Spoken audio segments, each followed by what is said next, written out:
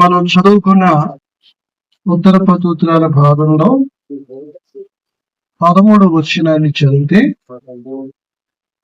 అక్కడ యేసు ప్రభువారు శిష్యులు జనసమూహము ఆ ప్రాంతానికి వచ్చారు. పిలుపుదైన కైసరియా ప్రాంతం వచ్చినప్పుడు ప్రభు శిష్యులు అడుగుతున్నారు, నన్ను గురించి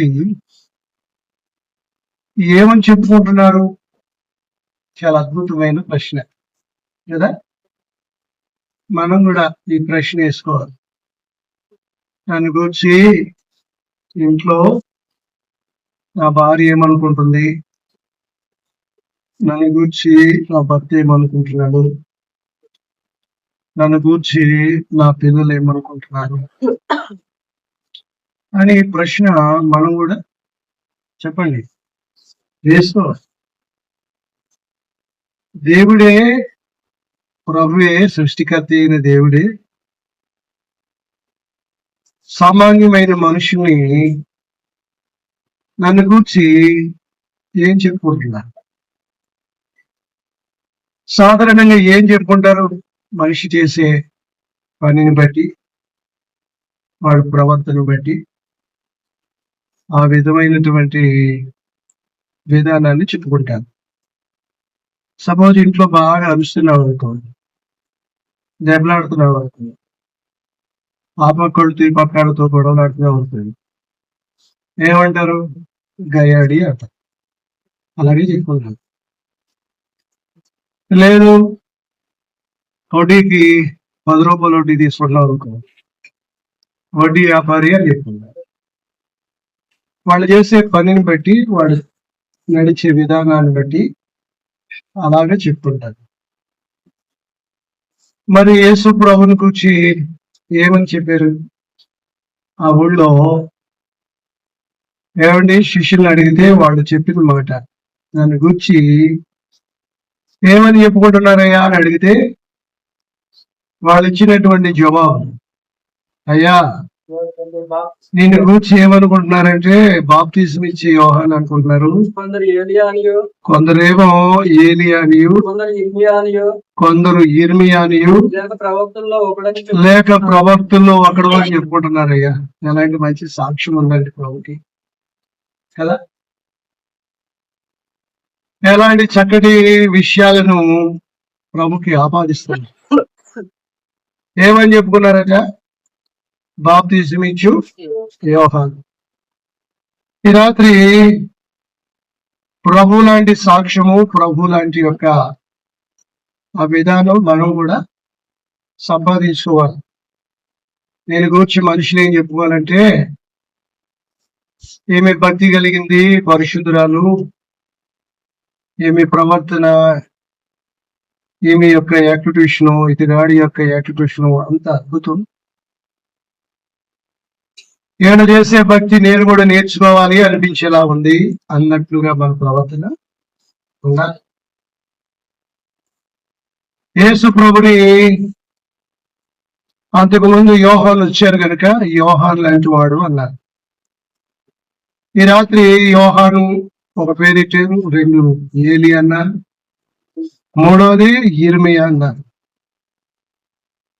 వీళ్ళ ఈ రాత్రి 3 ప్రవక్తల గురించి నేను చెప్పను కానీ, మొట్టమొదట యోహాను లాంటి వాడు.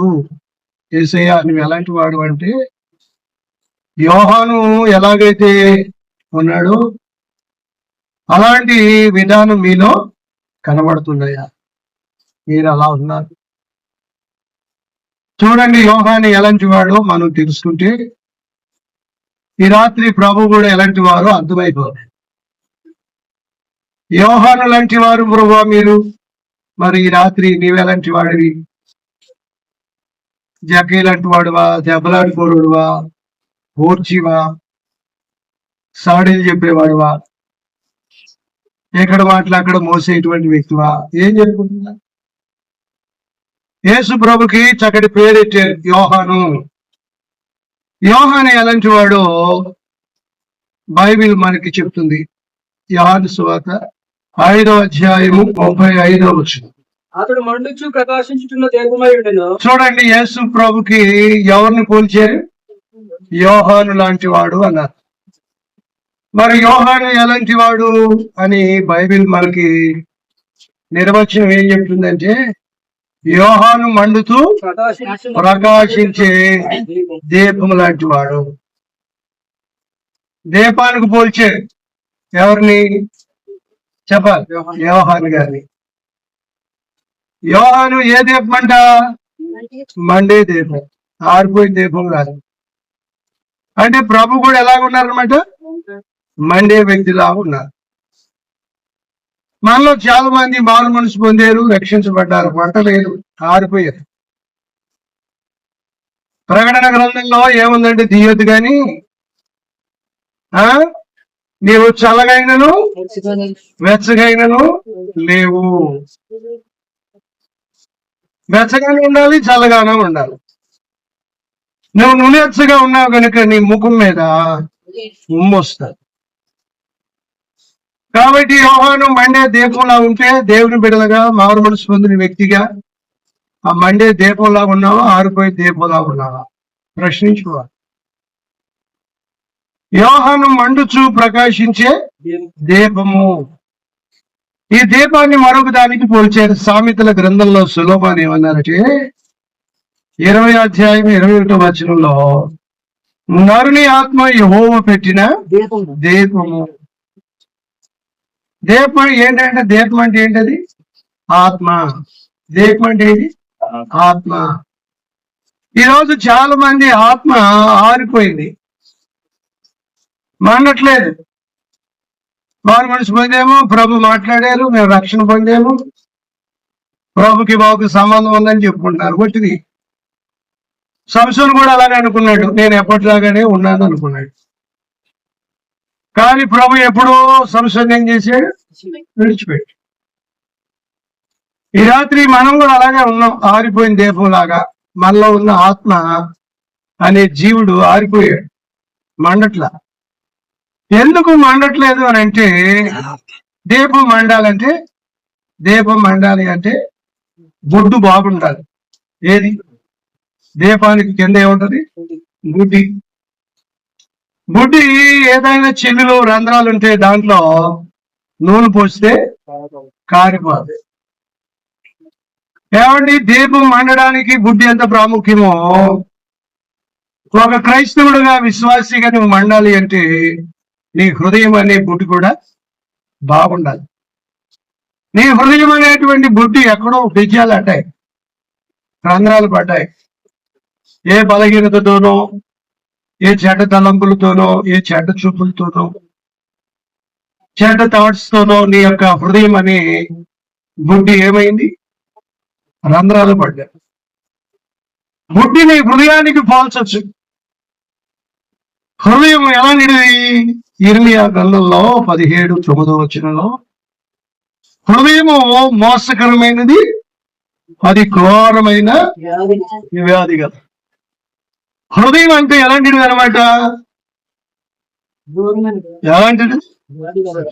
వ్యాధి, అది మోసం చేసేది. నువ్వెందుకు ఆరిపోయావంటే నీ హృదయము నేనేం చేస్తుంది? మోసం చేస్తుంది. పర్లేదు, నీ సెల్ చూడు, ఏం కాదు. ఈ స్టోరీ చూడు, తప్పేం లేదు. ఈ బొమ్మలు చూడు, ఈ దృశ్యాలు చూడు, ఏం కాదు. కాసేపు ప్రార్థన మాని, ఏం కాదు.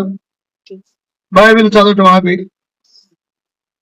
సైతాను ఇలాగ నీ హృదయాన్ని మోసపరిచి నీలో ఉన్నటువంటి ఆత్మ అనే దీపం ఆరిపోయేటట్లుగా చేయటానికి, దీపం అనేటువంటి దానికి ఉన్న బుడ్డి అనే హృదయం రంధ్రాలు పడ్డాయి. అందుకే అందులో నూనె వేసినా ఏమేసినా నీలవుతుంది. నీ హృదయం కూడా అంతే. వాక్యం ఉండదు, ప్రార్థన ఉండదు, దేవుని సేవకులన్న భయం ఉండదు, వాక్యం భయం ఉండదు. నీకు ఒక రొటీన్ అయిపోయింది. ఈ రాత్రి ఆలోచించుకో ఒకసారి. హృదయమే నిన్ను మోసం చేస్తుంది. ఈ హృదయాన్ని గురించి ఆది కాండంలో కూడా ఏం చెప్పారంటే, నరుల హృదయ చెడు తనము భూమి మీద గొప్పదంట. 6వ అధ్యాయము 5వ వచనం. ఆదికాండము. నరుల చెడుతనము భూమి మీద గొప్పదనియు వారి హృదయం యొక్క తలంపుల్లోని నీ ఊహలు వస్తలేదా? ఊహించుకోవట్లేదా? నీ దీపాన్ని ఆరిపేస్తున్నాయ్యా. నీ ఆత్మ జీవుడు మండవలసింది ఆరిపోయాడు, నీకేం తెలియట్లా. ఊహే కదండి, ఏమవుతాయండి? ఊహే కదా. దేవుని వాక్యం ఏముందంటే ప్రతి ఆలోచన, ప్రతి ఊహ క్రీస్తు శిలువకి ఏం చేయాలి?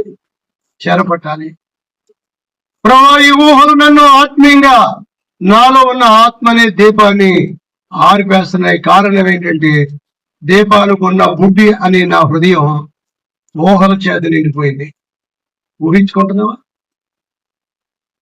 రకరకాలైన ఊహలు. కంపెనీలో పనిచేస్తారు, స్త్రీ పురుషులు పనిచేస్తూ ఉంటారు. ఏదో ఒక అమ్మాయి వైపు చూస్తావు, ఒక అబ్బాయి వైపు చూస్తావు. నీ ఊహ ఎలా ఉంటుంది?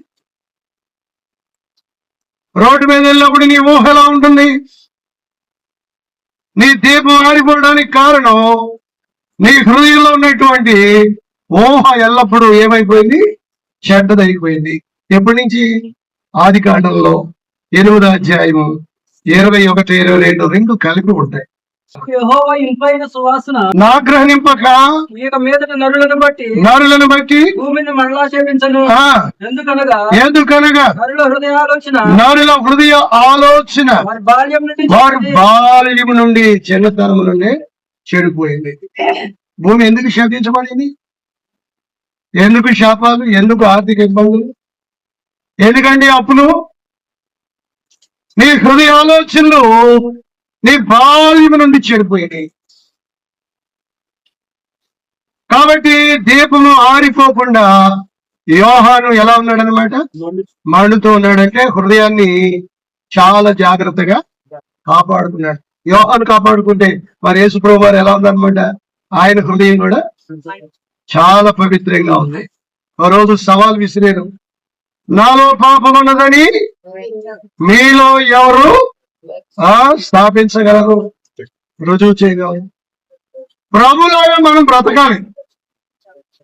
యోహానులో ఆరిపోయిన దీపం లాంటి వాడు కాదు మన ప్రభుని యేసుక్రీస్తు. ఆరిపోయిన దీపం లాంటి వాడు కాదు, మండేవాడు. ఆయన పిల్లలమైన మనం కూడా మండాలి అంటే మన హృదయంలో పుట్టే చెడ్డ తలంపులు, చెడ్డ ఆలోచనలు మనలో ఉన్న దీపాన్ని, ఆత్మను ఆరిపోయేటట్లుగా చేస్తాయి. చూడండి, దేవుని ఆత్మను ఆర్పివేయకుడి అని ఉంటుంది మరొక చోట. ఆరిపోయిందా దీపం? దీపం ఆరిపోవడానికి మొదటి కారణం హృదయం అనేటువంటి బుద్ధి ఎక్కడో చిల్లులు పడ్డాయి, రంధ్రాలు అడ్డాయి, తలంపుల్లో మోహంలో చెడిపోయావు. అందుకే నీ దీపం ఆరిపోయిందని గ్రహించి ఈ రాత్రి ప్రభు దగ్గరికి వెళ్ళి, ప్రభువా, నేను ఆరిపోయే దీపాల్లా ఉన్నాను, నా ఆత్మ ఆరిపోయింది, మండట్లేదు, నా హృదయం బెజ్జాలు పడ్డది, చిల్లులు పడ్డది. దీపానికి ఎలాగైతే పుట్టి రంధ్రాలు పడిందో నా హృదయంలో కూడా చెడ్డ తలంపులు, చెడ్డ ఊహలు, చెడ్డ ఆలోచనలు వచ్చినాయి ప్రభు అని ప్రభు దగ్గర చెప్పాను. రెండవది, దీపం మండాలి అంటే, దీపం వెలగాలి అంటే బుట్టికి, ఆ దీపం బుట్లో ఏముండాలి? నూనె. దీపం మండడానికి నూనె ఎంత అవసరం అండి? ఊరికి వెలిగిద్దా దీపం? ఊరికి వెలిగిద్దా? నీలో నాలో ఉన్న ఆత్మ కూడా వెలగాలి అంటే నూనెకి ప్రతిగా మనలో ఏముండాలి? ప్రార్థన ఉండాలి. నూనెకి అర్థం ఏంటంటే ప్రార్థన.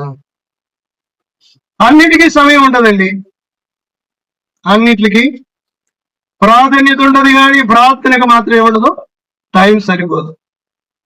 అసలు అది రానివాడు సైతాన్. ఎన్నైనా చేయమంటాడు, బైబిల్ చదువుకు అంటాడు ఒక్కోసారి.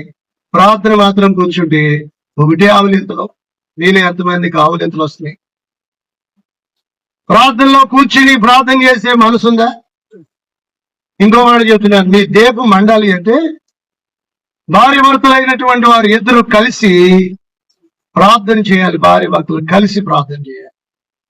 మీ ఒంటరి ప్రార్థనే కాకుండా మీరిద్దరు కలిసి ఏం చేయాలి? ప్రార్థన చేయాలి. దీపం ఆరిపోయింది. నీలో ఉన్న ఆత్మ ఆరిపోవడానికి కారణం ఏంటంటే ప్రార్థన లేదు. ఏం లేదు? ప్రార్థన లేదు. మరి యోహానికి ఏముందనమాట చెప్పండి? ప్రార్థన ఉంది. ఎలా ఉందండి? యోహాను ఎక్కడ చేసాడండి అని ఒకవేళ మీరు అడిగితే, ఒకరోజు యేసు ప్రభు వారి శిష్యులు యేసు ప్రభుని అడుగుతారు, ప్రభు యోహాను తన శిష్యులకి ఏం నేర్పాడు చెప్పండి? ఏం నేర్పాడు?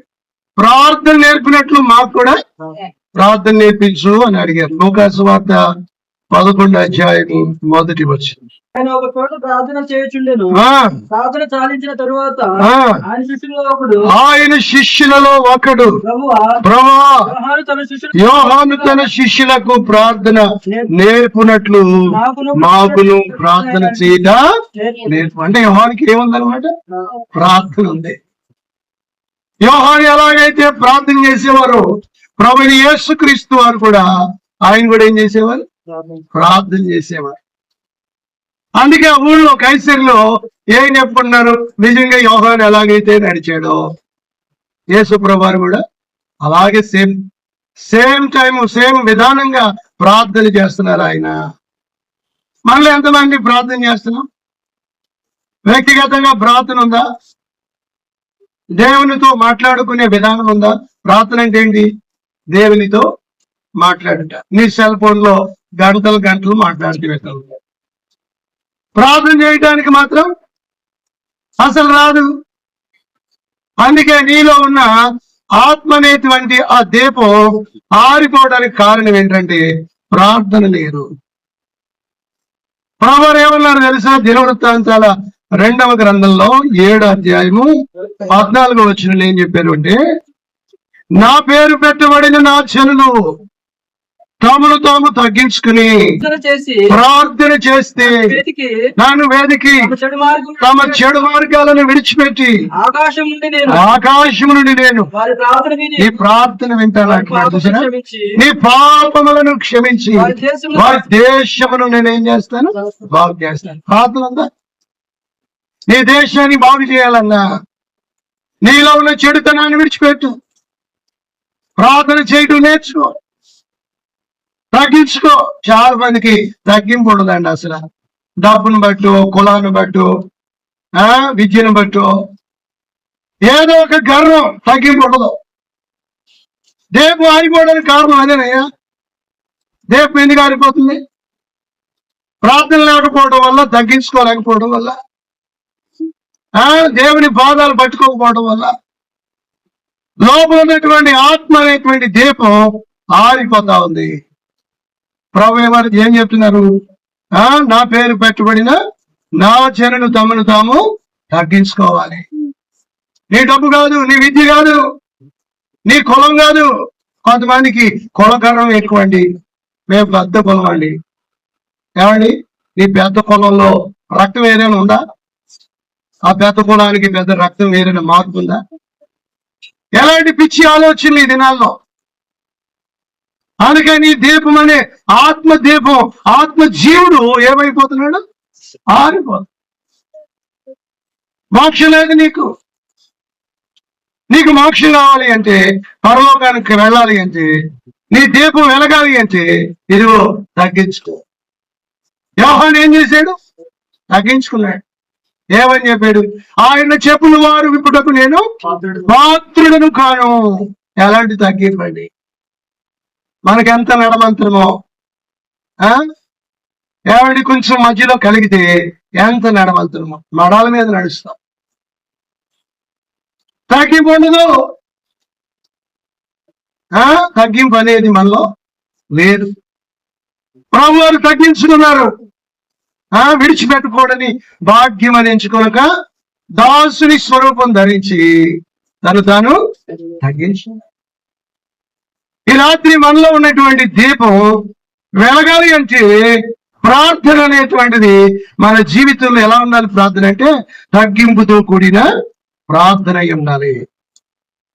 నీ విద్యను బట్టు, నీ డబ్బును బట్టు, నీ హోదాను బట్టు, నీకున్న పలుకుబడిని బట్టు గర్వించి తగ్గించుకుని ప్రార్థన చేయాలి. సామెతల గ్రంథంలో 15:8 కూడా ఒక చక్కటి మాట ఉంది, చదవండి. భక్తిహీనులు అర్పించు బలులు భక్తిహీనులు అర్పించు బలులు యెహోవాకు హేయములు. యథార్థవంతుల ప్రార్థన చూసారా, యథార్థవంతుల ప్రార్థన. ఆయనకు ఆనందకరం. చూసారు, నీ ప్రార్థన ఎలా ఉండాలన్నమాట? యథార్థంగా ఉండాలి. ప్రార్థనలో యథార్థత ఉండదు. కొంతమందికి అంత మోసమే, నటించడమే ప్రార్థనలో. సుంకరి పరిచయుడి గురించి తెలుసు వాళ్ళు. పరిచయుడు ప్రార్థన యథార్థతదేనా? పరిచయుడు ప్రార్థన యథార్థమైన ప్రార్థనేనా? అంత డ్రామా యాక్టర్ లాగా ప్రార్థన చేశాడు. మళ్ళీ ఎంతమంది ఈ యొక్క పరిచయుడు లాగా ప్రార్థన చేస్తారు, నటన. కొంతమందికి ఏడుపు రాదు, ఇదే మోకరించగానే ఏడ్చినట్టు నటిస్తారు. ఏమండి, ఎవరిని మీరు నమ్మించాలనుకుంటున్నావు? ఎవరు నమ్మించాలనుకున్నా? ఆ మధ్య నాకు ఒక టీచరు, పెద్ద ఆయన అన్నమాట, బాబు చనిపోయారు. కాకినాడ పట్టణంలో దేవుని సేవకులు దానలయ్య గారు వచ్చారట. వచ్చి ప్రార్థన చేస్తా ఉంటే అందరూ మోకరించారు. అందరూ కన్నీరు గార్చి ప్రార్థన చేస్తా ఉంటే ఈ టీచర్ గారు కూడా మోకరించి నెత్తిమే చేతి ప్రార్థన చేస్తా ఉంటే, ఏం నాకు అందరికి కన్నీరు వస్తుంది, నాకు కన్నీరు రావట్లేదు, ఎలాగ బాబని ఏం దొమ్ము తీసుకుని కళ్ళు బాగుంది. నటన. ప్రభు చూస్తాడు నీ హృదయాన్ని. ఏమండి, యథార్థవంతుల ప్రార్థన ఆయనకి ఎలాంటిదంట? ఆనందకరము, సంతోషం. నీ ప్రార్థన ఎలా ఉంటుందో ఆలోచించు. అందుకే 145వ కీర్తనలో కూడా తీయద్దు. తనకు మొరపెట్టు వారికి, తనకు నిజముగా మొరపెట్టు వారికి ఆయన సమీపంగా ఉన్నాడు. నీకు దగ్గరగా ప్రభు రావాలి అంటే నీ ప్రార్థన ఎలా ఉండాలి? ఎలా ఉండాలి? యథార్థమైన ప్రార్థన ఉండాలి. యథార్థవంతుల ప్రార్థన ఆయన వింటాడు. ప్రియులారా, మన యొక్క లోపలున్న ఆత్మ అనేటువంటి దీపం వెలగటానికి ఉండవలసిన లక్షణాలు చెప్తున్నాను. మొదటిది ఏంటి? బుద్ధి సరిగా ఉండాలి. ఏ ఉండాలి? బుద్ధి దేనికి గుర్తు? హృదయానికి గుర్తు. హృదయం సరి లేకపోతే దీపం ఏమైపోద్ది? ఆరిపోద్ది. రెండవది ఏం కావాలి? నూనె కావాలి. నూనె దేనికి గుర్తు? ప్రార్థన జీవితానికి గుర్తు. ప్రార్థన లేకపోయిన ఆత్మ ఏమైపోద్ది? ఆరిపోద్ది. ఆ ప్రార్థన ఎలా ఉండాలి? తగ్గింపుతో కూడిన ప్రార్థన ఉండాలి. రెండవది యథార్థమైన ప్రార్థన ఉండాలి. ఇలాంటి ప్రార్థన వల్ల లోపల ఉన్నటువంటి ఆత్మ అనేటువంటి ఈ దీపం మండుద్ది, వెలిగించబడతా ఉంటది. అలాగే యోహాను మండించబడ్డాడు. ప్రభువైన యేసుక్రీస్తు ప్రభువుల వారు కూడా మండించబడ్డారు. ఆయన వెంబడిస్తున్నాం కానీ మన దీపం ఎప్పుడో ఏమైంది? ఆరిపోయింది. కాబట్టి దీపం మండాలి అంటే ఎన్ని విషయాలు చెప్పారు? 2 విషయాలు. ఇంకో 2 విషయాలు చెప్పి సమయానికి ముగిస్తారు. దీపానికి రెండవది ఏముండాలి అంటే ఒత్తు ఉండాలి. దీపానికి ఏముండాలి? ఒత్తు ఉండాలి కదా. ఒత్తు లేకపోతే దీపం ఏమవుదు? వెలగదు. ఏమవుద్ది? ఆరిపోద్ది. ఏమంటే కొన్నిసార్లు ఒత్తులుంటాయి. ఒత్తులున్నా నల్లగా మసి పెట్టేసి దీపం సరిగా మండదు. ఒత్తు మార్చాలి. దీపానికి ఒత్తు ఎంత ప్రాముఖ్యం అంటే మండడానికి ఈ ఒత్తికి ప్రాధాన్యత. రెండవది వాక్యానికి సాదృశ్యం. దేనికి సాదృశ్యం? ఒత్తు దేనికి గుర్తు? వాక్యానికి గుర్తు. దీపం వెలగడానికి ఒత్తి ఎంత ముఖ్యమో మనలో ఆత్మదీపం మండడానికి వాక్యం కూడా మనకు అంత అవసరం. చాలా మందికి వాక్యం అస్సలు పట్టించుకోరు. ఈ చెబితే వింటారు, చెప్పండి, ఈ చెబితే విడిచిపెట్టేస్తారు. వాక్యం గుర్తుంటుందా? బైబిల్ ఏముందంటే ఆకాశ పక్షులు వచ్చి వారి హృదయంలో వెత్తబడిన వాక్యమును ఎత్తుకుని పోతాడు సైతాను. అంటే నీ దీపం ఆడిపోవడానికి కారణం ఏంటంటే వాక్యం నీ హృదయంలో లేదు.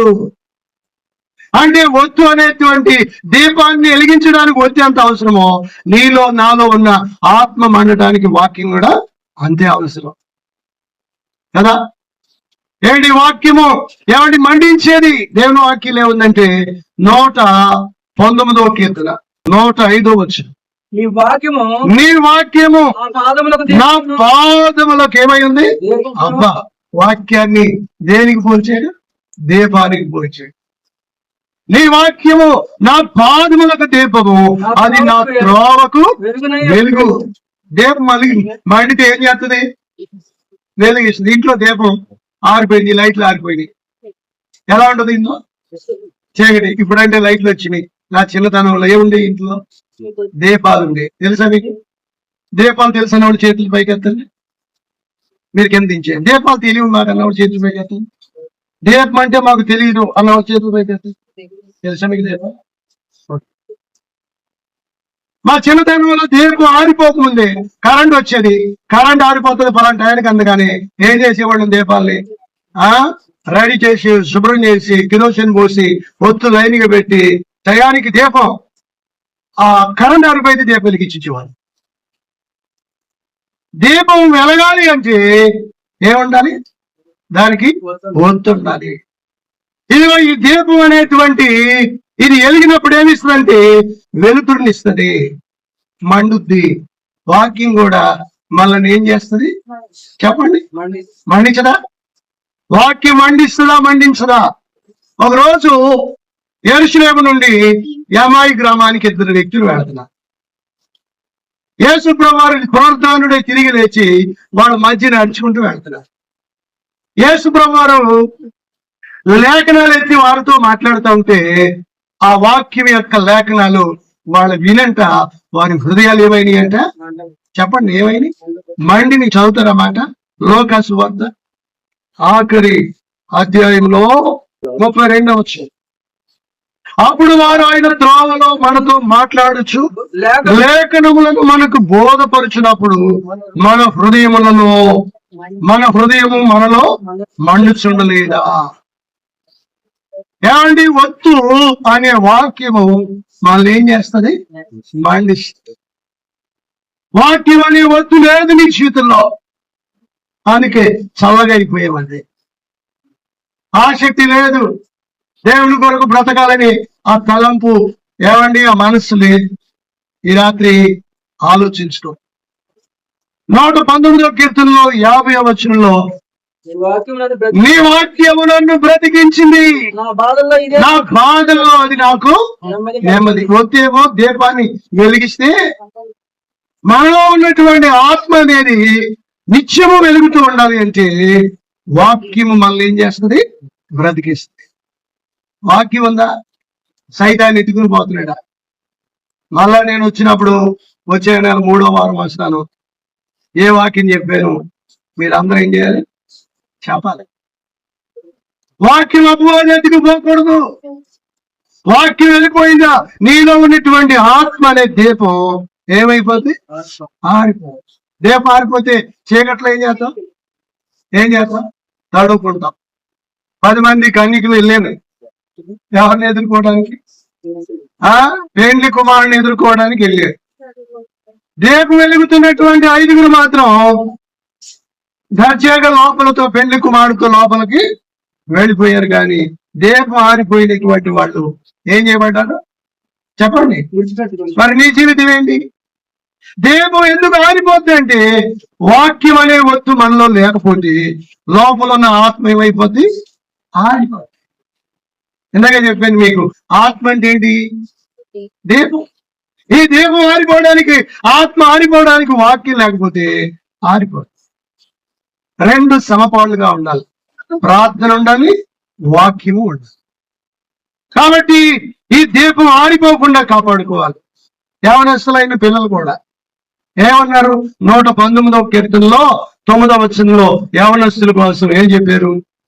యవనస్తులు దేని చేత తమ నడతను జాగ్రత్త శుద్ధి చేసుకుందరు అంటే వాక్యమును బట్టి. యవనస్తులైన పిల్లలు, మీలో ఉన్న ఆత్మ అనే దీపం ఆరిపోకుండా ఉండాలి అంటే, మీ యవన కాలపు క్యారెక్టర్ బాగుండాలి అంటే వాక్యాన్ని బాగా ఏం చేయాలి? చదవాలి. యవనస్తుడిగా నేను 19 సంవత్సరాల వయసులో మారు మనసు పొంది బైబిల్ ఎలా చదివాడు అనుకుంటున్నాను? మోకాళ్ళ మీదుండి చదివేవాడు. ఎలాగా? మోకాళ్ళ మీదుండి బైబిల్ చదివేవాడు. ఇలా ఎవరు చదివారు అలాగా? బైబిల్ మోకాళ్ళ మీదుండి చదువుతూ ఉండేవాడు.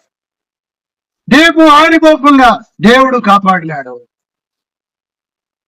ఈ రాత్రి మన జీవితంలో మన దీపం ఆరిపోవటానికి వాక్యం లేకపోతే దీపం ఏమైపోద్ది? ఆరిపోద్ది. భౌతికమైన దీపం ఆరిపోవడానికి ఏమో ఒత్తి లేకపోతే ఆరిపోద్ది. దీపం లోపల ఉన్నటువంటి ఆత్మదీపం ఆరిపోవడానికి వాక్యం లేకపోతే కూడా ఆరిపోద్ది. అర్థమవుతుందా? ఎన్ని పాయింట్లు చెప్పాను? 3 పాయింట్లు. నీవు ఎలా ఉన్నావు ప్రభా? నన్ను గురించి ఏమనుకుంటున్నారని ప్రభు అడిగితే, నేను గురించి ఏమనుకుంటున్నారు? ఇదిగో యోహాను లాంటి వాడు అనుకుంటున్నాను. యోహాను ఎలాంటి వాడు అనమాట? మండుచున్న ప్రకాశించుచున్న దీపం లాంటి వాడు అని చెప్పాడు. మరి మండడానికి ఏమేం కలుగున్నాడు యోహాను? ఒకటి, హృదయాన్ని బాగు చేసుకున్నవాడు. రెండు చెప్పాలి, ప్రార్థన జీవితాన్ని కలిగిన వాడు. 3, వాక్యాన్ని కలిగిన వాడు. 4వది, దీపం ఆరిపోకుండా ఉండాలంటే సిమిలి ఉండాలి. దీపానికి ఏముండాలి? సిమిలి లేకపోతే ఏమైపోతుంది? ఆరిపోతాయి. మా చిన్నతనంలో దీపం వెలిగించగానే పురుగులు వచ్చి ఏం చేసే దీపాన్ని ఆరిపోతాయి. నీ దీపాన్ని ఆరిపోయి పురుగులు కూడా వస్తాయి. అయ్యే బలహీనతలో, అయ్యే శోధనలో, నువ్వు మారు మనసు పొందాక, రక్షించబడ్డాక చిన్ని బలహీనతలు, దేవుని సేవకుల్లో ఉన్న బలహీనతలు చూపిస్తాడు. చూపుతున్నా దేవుని సేవకుల్లో బలహీనతలు. ఆయన అలాంటి వాడు, ఈయన ఇలాంటి వాడు. నీ దీపం ఆరిపోయాలి. కాబట్టి ఆ పురుగులు రాకుండా ఉండాలంటే దీపానికి ఏం పెట్టాలి చెప్పండి? సిమిలి ఉండాలి. సిమిలి దేని గుర్తు అంటే సాక్ష్యానికి గుర్తు. దేని గుర్తు? సాక్ష్యం. ఇంట్లో సాక్ష్యం ఉండాలి, ఈదులో సాక్ష్యం ఉండాలి, ఆఫీసులో సాక్ష్యం ఉండాలి. నేను ఎక్కడ పని చేస్తే అక్కడ నీకు సాక్ష్యం ఉందా? సాక్ష్యం. సిమిలి లేదు. సాక్ష్యం అనే సిమిలి లేదు, సాక్ష్యం లేదు. యోహానికి ఏముంది? సాక్ష్యం ఉంది. ఏమండి, స్త్రీల కనిన వారు అందరిలో యోహాను ఎలాంటి వాడంట? గొప్పవాడు. అనేకులను ప్రభు తట్టు త్రిప్పినవాడు. ఏం సాక్ష్యం ఉందో తెలుసా? లోకాసు వార్త చూడండి, ఎలాంటి సాక్ష్యం యోహానుకు ఉందో మీకు జ్ఞాపకం చేస్తారు. 1వ అధ్యాయము 14 అతడు ప్రభు దృష్టికి గొప్పవాడై ద్రాక్షారసమునైనను మద్యమునైనను త్రాగక. చూడండి ఎలాంటి సాక్ష్యం. త్రాగుబోతు కాడు. ఎవరు? యోహాను ఎలాంటి వాడంటే మద్యమైనను ద్రాక్షారసమునైనను త్రాగిన వాడు కాదు. మళ్ళీ ఎంతమంది త్రాగుబోతులండి? ఫంక్షన్ వస్తే చాలు, విందు కార్యక్రమం వస్తే చాలు, బావా నా కోసం తాగరా, ఆడ కోసం ఏంటి తాగుతావేంటి? ఎలా ఎందుకు తాగేమని అడిగితే మా బామ్మర్త కోసం తాగింది, ఆడ కోసం వీడి తాగటమే. తాగిన తర్వాత ఏడిపి ఎక్కువ వస్తుంది. తాగిన తర్వాత ఏమవుతుంది? ఏడిపే. ఉన్నారు అలాగే ఏడ్చుకోండి. త్రాగుబోతులు దేవుని రాజ్యానికి వారసులు కారు. మానేతారు కొన్నిసార్లు, కొంతమంది త్రాగుడు మానేస్తారు, ఎవడో ఒకటి బలవంతం చేస్తాడు, అంతే 2-3 అంశాలు తాగాలి. యోహానికి ఎలాంటి సాక్ష్యం ఉంది? దీపాన్ని ఆడుకోకుండా జాగ్రత్తగా సాక్ష్యాన్ని కాపాడుకున్నాడు. అంత మాత్రమే కాదు, అతనిలోనంట పరిశుద్ధాత్మతో నిండుకున్నాడు. ఎంత చక్కగా మండేటండి. అనేకులను ప్రభు తట్టు తిప్పేశాడు. ఈ రాత్రి ప్రభు తట్టు ఎవరినైనా తిప్పావా? నీ సాక్ష్యం బాగుంటే నీ ఇంట్లో భర్త వస్తాడు, నీ సాక్ష్యం బాగుంటే నీ పిల్లలు మారుమనుసుకుంటారు, నీ సాక్ష్యం బాగుంటే నీ భార్య మారుమనుస్తుంది. సాక్ష్యమే సరిలేకపోతే ఎవరు మారుతారు? సమర స్త్రీ యొక్క సాక్ష్యం ఊళ్ళో అందరికీ తెలుసు. ఆమె యేసుని గురించి చెప్పినప్పుడు ఊళ్ళో వాళ్ళందరూ వచ్చి ఆమె ఇచ్చే సాక్ష్యాన్ని బట్టి ఏమైపోయారు? మారిపోయి ప్రభువుని నమ్ముకున్నారు వాళ్ళంతా. ఈ రాత్రి మనం కూడా ఆ విధమైనటువంటి ఒక ప్రత్యేకమైన సాక్ష్యాన్ని కలిగిన వారిగా ఉండాలి. నిజమే ప్రభు, నా బ్రతుకులో అలాంటి సాక్ష్యం లేదు నాయన. ఈ రాత్రి యేసు ప్రభు వారు శరీరధారిగా ఉన్న దినాల్లో పిలుపులైన కైసర ప్రాంతానికి వెళ్ళినప్పుడు శిష్యులు అడుగుతున్నారు, దాని గురించి లోకం ఏం చెప్పుకుంటుంది అంటే, నీవు యోహాను లాగా ప్రవర్తిస్తున్నావు ప్రభా అనుకుంటున్నారు. యోహాను లాంటి వాడు. యేసు ప్రభు కంటే 6 నెలల ముందు ఎవరు వచ్చారు? యోహాను వచ్చారు. యోహాను క్యారెక్టర్ ఎలా ఉంది అంటే ఓ దీపం మాదిరిలాగా మండాడు. ఆ దీపానికి ఉన్న లక్షణాలు యోహాను కలిగి ఉన్నాడు. ఆ యోహాను కలిగి ఉన్న దీప లక్షణాలు యేసుక్రీస్తు ప్రభువు కూడా కలిగి ఉన్నారు. మరి వారిద్దరు కలిగి ఉంటే ఈ రాత్రి ప్రభుని వెంబడిస్తున్నా మనలో ఈ దీపానికి ఉన్న లక్షణాలు మనలో ఉన్నాయా? మన ఆత్మ వెలిగి ఉంటుందా? ఆరిపోయిందా? దీపం వెలుగుతుందా? ఈ రాత్రి మనల్ని మనం పరీక్షించుకుందాం. మనల్ని వెలిగించిన కొరకి ఆయన ఈ లోకానికి ఎలా వచ్చాడంట? జీవపు వెలుగు కలిగి ఈ లోకానికి వచ్చారు. యోహాను సువార్తలో మనం ఈ మాట చదువుతాం. యోహాను సువార్త, నన్ను వెంబడించేవాడు ఏం కలిగి ఉంటాడు? జీవపు వెలుగు కలిగి ఉండును. 8వ అధ్యాయము 12వ వచనం. మరలా యేసు, నేను లోకమునకు వెలుగును, నన్ను వెంబడించేవాడు చీకటిలో నడవక జీవపు వెలుగు కలిగి ఉండును. ఈ జీవపు వెలుగు నీలో ఉందా? నీ దీపం ఆరిపోయిందా? వెలుగేమైనా ఉందా? నీ ఆత్మదీపం చచ్చిన స్థితిలో ఉందా? ఈ రాత్రి మనం పరీక్షించుకుందాం, పరిశోధించుకుందాం.